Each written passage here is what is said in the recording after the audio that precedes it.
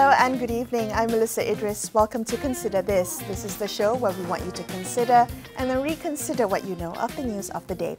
Malaysia's Whistleblower Protection Act has long been criticised for its limited safeguards.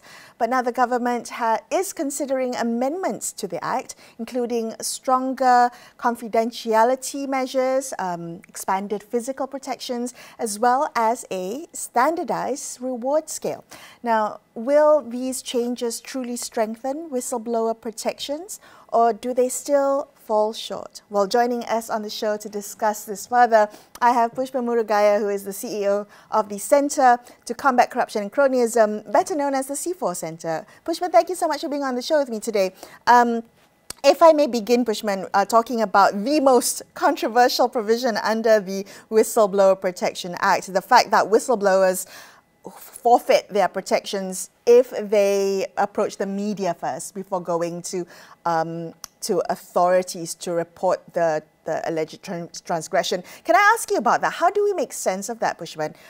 Make sense of the provision, make sense of the calls to amend it, and make sense of the people who defend this provision? Hi, Melisa. Firstly, thank you for having me again. Okay, I think to answer this, let me contextualize first, where is the law coming from. So under the Whistleblower Protection Act, under Section 6, you are required to make complaints to what we call as enforcement agencies. Now, the definition is quite broad. In fact, it means that any agency that has got enforcement powers can receive your complaints. However, because of the confusion and the broadness of it, we normally list down to about 7 enforcement agencies. We deal with MACC, police, customs, immigration, road transport. So those are the agencies that are technically allowed under the law to receive and give whistleblower protection. Now, the scope now we're talking about is, yes, there are 7 available agencies in this instance, but the question remains is, there is a massive trust deficit between the public and going to a government agency. So that's where the conversation becomes a bit more critical, because the law says you only can do to these agencies, but then again, that trust deficit gives it a bit more hurdle to go and see them. So that's why I think looking at the discussion now and the idea of using a media or third party or vicarious reporting is also something that we need to consider in order to actually allow a space for whistleblowers to come forward and expose. Because if there is no trust in the system and there is no trust in the agency, there's no other avenues available. So I think the law that has been passed now should also consider extending that scope of agencies to third parties. Of course, the third parties must be respectable, must be have integrity. For example, the Bar Council or a media entity.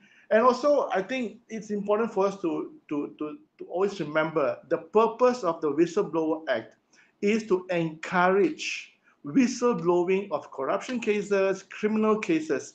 So there shouldn't be any form of obstacles or limitations. The spirit of the Act requires to act in a way that allows people to come forward and talk about corruption or criminal elements. Okay, so how do we make sense of the people who don't want to include this amendment in the Whistleblower Protection Act? I think there is some pushback on the context that, it will affect a little bit about investigations, things will be exposed, so that information cannot be used properly in court. I think those are legitimate concerns. But I also want to extend that discussion to say, look, whether a person complains to a media or third-party outlet or to the enforcement agencies, if the issue deals with corruption, there is still a need to investigate.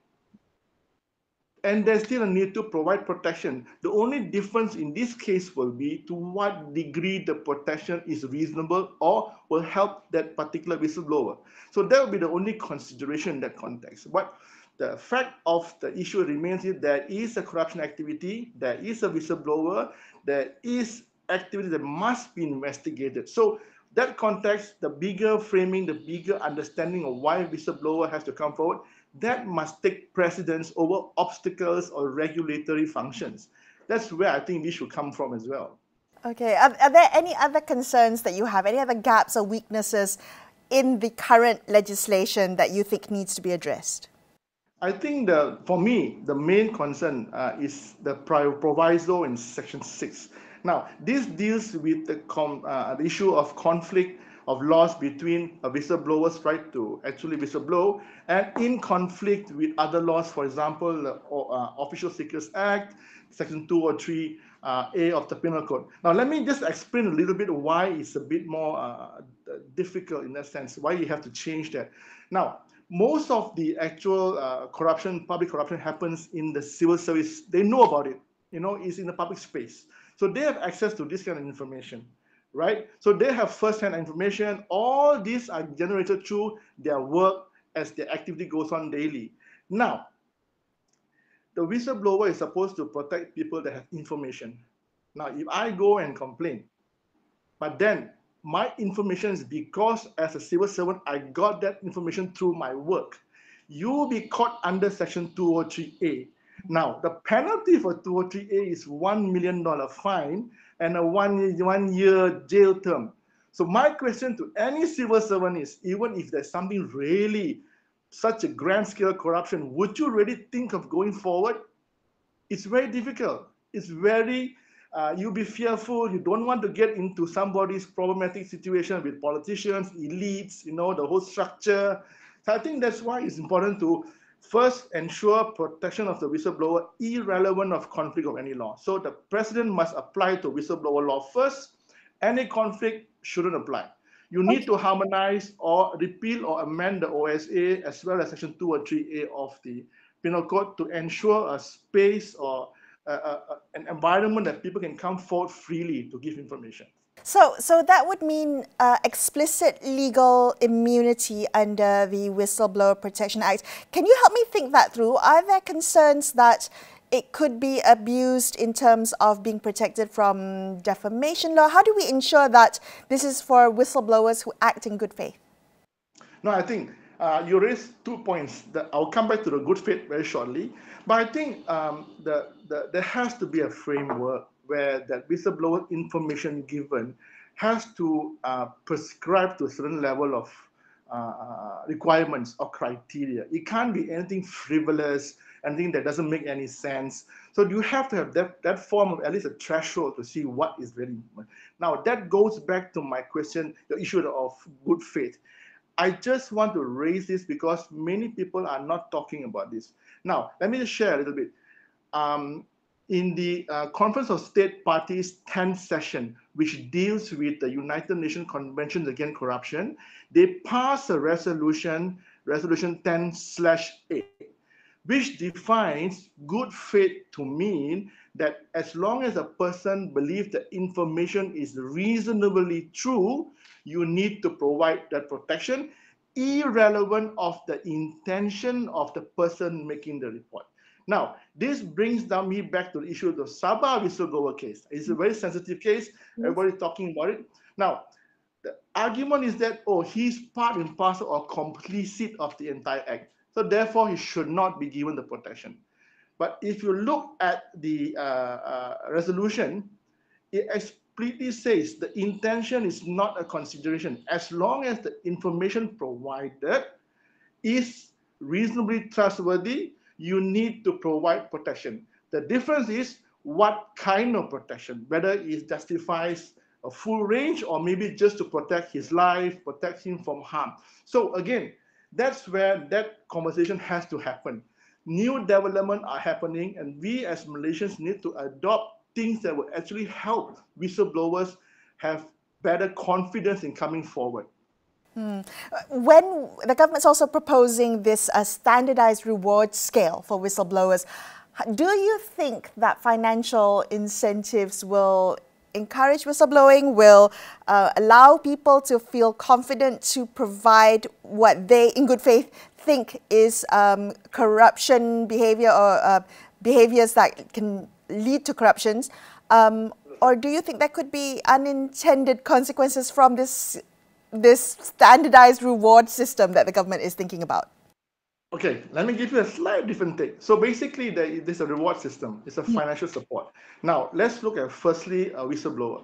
When they come forward, when they give information, sometimes they're exposed. So they will lose their benefit, they lose their income, they lose all kinds of financial benefit they're supposed to get during their employment. So in that cases, that kind of financial assistance actually will help that whistleblower to actually survive. But you also have to consider the time frame. That money will only come into place when procedures are required, goes to court, and a long process. But yes, it will actually help in terms of financial burden alleviated for the person. Now, if you're asking me is whether it's the motivation for individuals to come forward and whistleblow, I don't think it will help. I tell you why. Because the requirements of the law, which is saying that you can whistleblow unless it's conflict other laws, is 203A and OSA, and also the scope of enforcement agencies are so narrow. People will be actually fearful to come forward whatever incentive you want to give them. Because, example, 203A, the penalty is 1 million. So that kind of obstacles should be removed. Then I think there'll be higher chances of people coming forward with or without the incentive. I mean, any incentive, of course, is good to give confidence. But in this instance, if that is the main motivator, I don't think it will work. It will help in terms of alleviating a person's financial burden, but it will not motivate people to rush forward and expose themselves and say, this is the issue that we have, corruption is here, here, here, here. I think that would not happen, in my opinion, I think.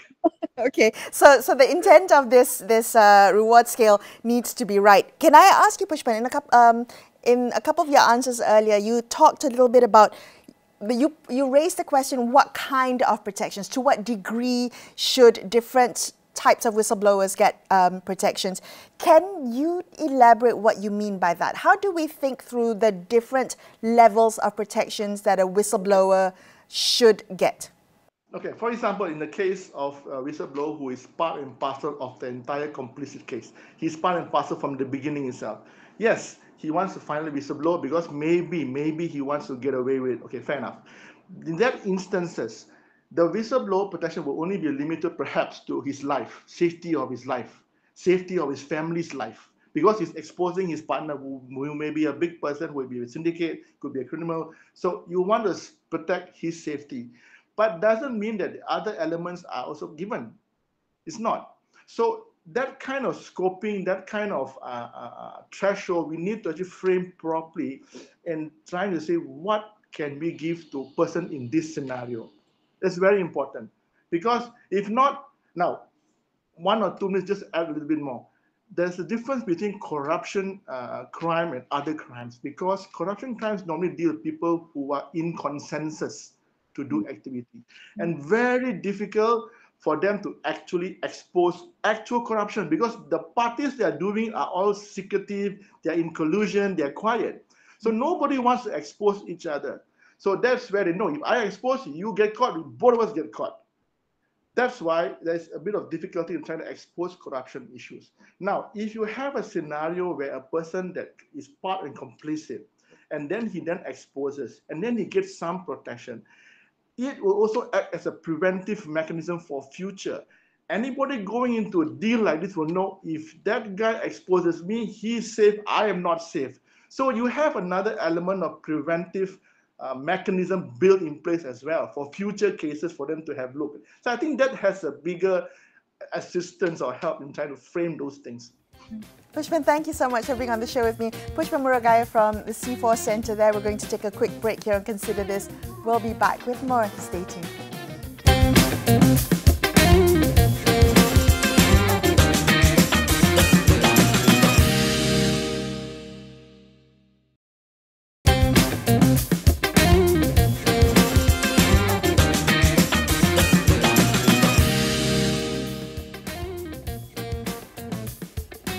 Welcome back to Consider This. I'm Melisa Idris. Let's continue our conversation about the Whistleblower Protection Act. This, as the bill to amend the Act, known as Act 711, is expected to be tabled during this Parliament sitting. So joining us on the show to discuss this further is Wathshlah Naidu, who is the Executive Director of the Centre for Independent Journalism, better known as CIJ. Wathshlah, thank you for being on the show with me today. currently, whistleblowers who approach journalists are not protected under the Whistleblower Protection Act. Can I ask you how this might impact investigative journalism and the media's role to hold power to account?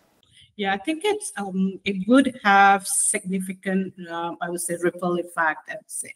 And also, just before I go into how, we need to locate this within the current legal context, because if we look at our larger legal framework, it's often shrouded within secrecy, right? We've got a whole set of laws such as the Official Secrets Act, Section 203A of the Penal Code, Sedition Act, defamation laws, amongst others, that actually restricts disclosure of information.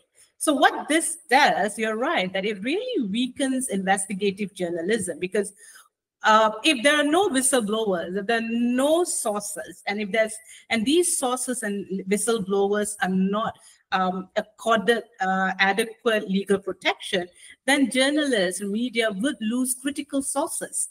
Because people would really hesitate from disclosing information, even leaking information, exposing corruption, right? That then also creates another layer where even if media information or journalists receive these kinds of very quote unquote, I would say, sensitive information, which really exposes improper conduct or wrongdoing, given the current weak legal protection that's available, they might just self-censor. They might actually avoid publishing these kinds of sensitive information. Yeah, and then the impact then goes into public interest matters. What the public would need to know, things like corruption, abuse of power, it's all then hidden under the carpet because it doesn't get exposed, right?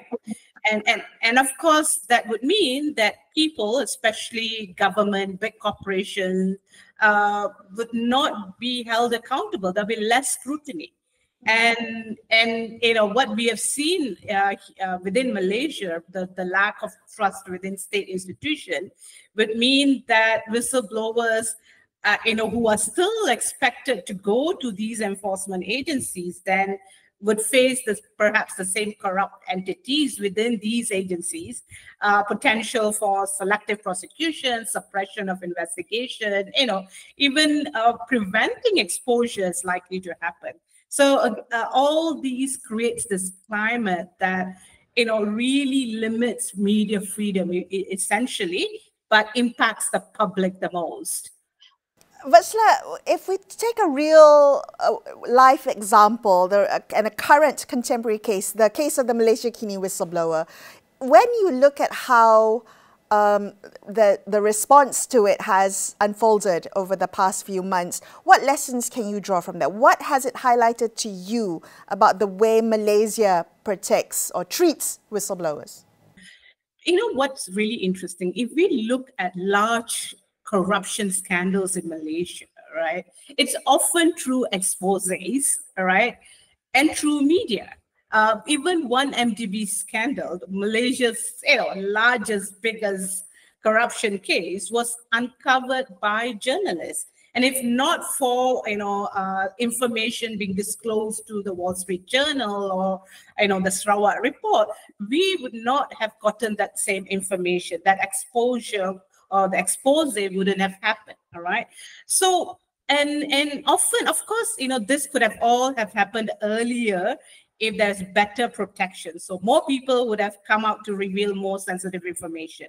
More evidence would have surfaced, right?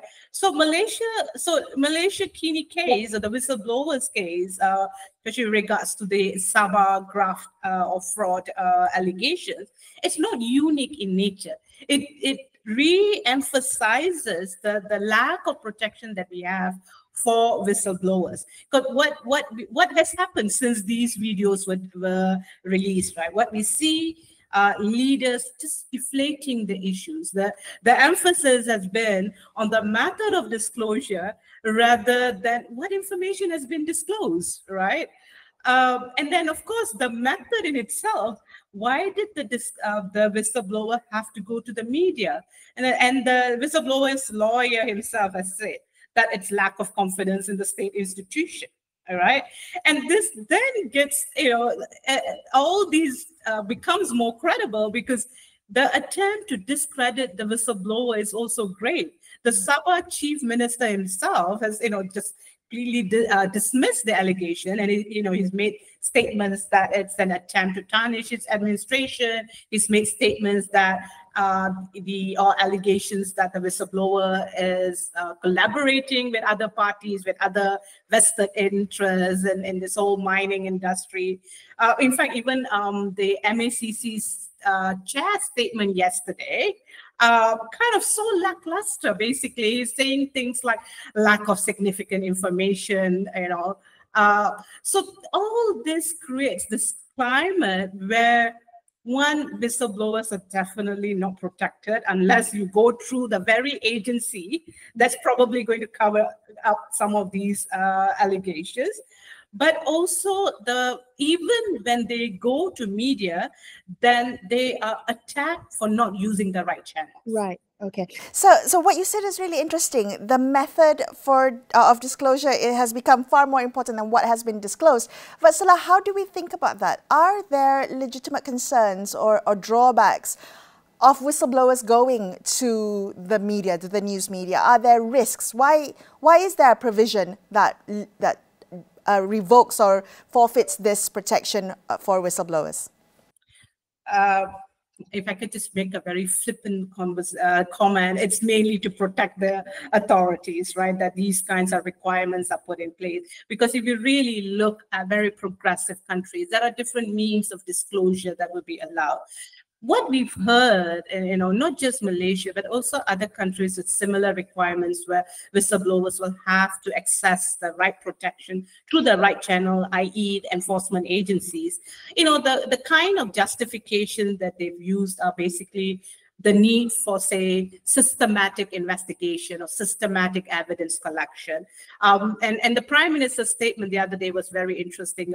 The need to ensure the person is not condemned before they are investigated and have their right to be heard, right? And then we've also heard statements or justification where there is a need to protect national interests, because if sensitive information related to national security, economic stability, or international or diplomatic relations are leaked, before the adequate guardrails are put in place, then it could have a large long-term impact, right? Another thing that we've heard is often that, it could just be false accusation or false allegation for personal gains. Yes, I would go so far as to say, yes, some of it is valid justification, but we need to think about what is the balance here. All right. So it cannot be just an absolute or blanket restriction or a blanket requirement in this instance, right? How do we still protect whistleblowers? How do we still protect journalistic integrity to report the information that they've received through their source? And also to trust that media as the fourth estate actually has a critical role to play in all these exposures, right? So maybe they need to think of alternative plans, like how can we say, for example, rather than make it mandatory, to also create an option. Say, for example, if indeed the whistleblower goes to the public, it need not just be media, right? It could be through your parliamentarian or a parliamentary select committee or to different entities, or even putting it up on somebody's blog anonymously, for example. But if it's a matter of public interest, then they should really have the harm test and the public interest test and defense in place. So that means even if they bypass official channels, there should be guardrails or enough protection for the whistleblowers, right? But also to make sure that you create independent oversight bodies. So it's not just going to the police or MACC, right? Allow whistleblowers actually to also report to other trusted entities or agencies, and then they can also then be in a position to assess whether media disclosure or public disclosure is actually justified, all right? I would say that the restrictions must be clear and cannot be absolute. And we must always adopt a real balanced approach, because you can't penalize the whistleblower ultimately. And, we really need a more transparent society that's open and does not fear reprisal if you're disclosing information around corruption or other matters of public interest. Right. Wathshlah, thank you so much for being on the show today. That was Wathshlah Naidu from the Centre for Independence Journalism, wrapping up this session of Consider This. I'm Melisa Idris, signing off for the evening. Thanks so much for watching and good night.